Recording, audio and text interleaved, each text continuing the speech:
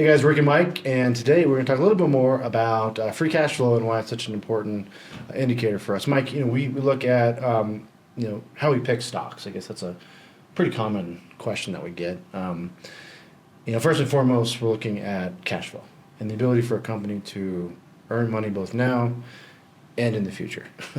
Why is that so important?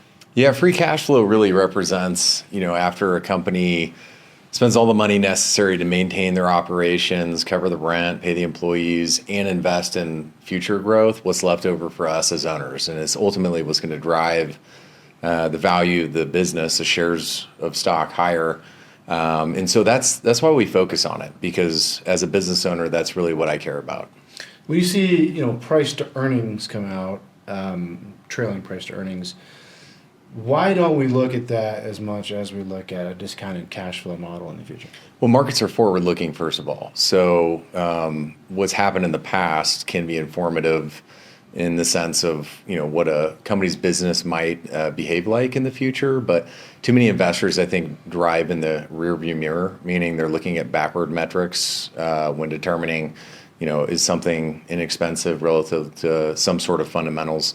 For us, we care about what's going to happen in the future, because that's what's going to drive the share price either higher or lower.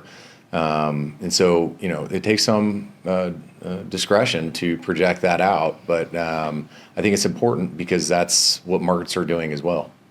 Yeah, and take a step further. If we're looking at buying a stock for a dividend, right?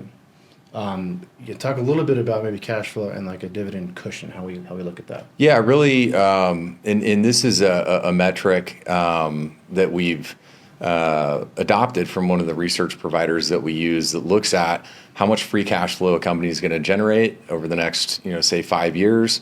And then we can either add, if there's net cash on the balance sheet, to that 5-year projection, or subtract if there's a net debt position that goes in the numerator.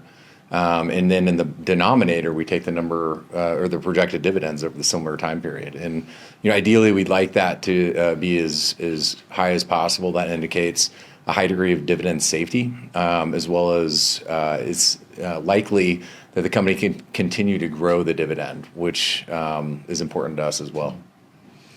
When you're in school and you're wondering if you're ever going to use algebra again, you just heard numerator and denominator there. So yeah. Fractions. It's not that complicated, yeah. All right. Thanks. See you soon.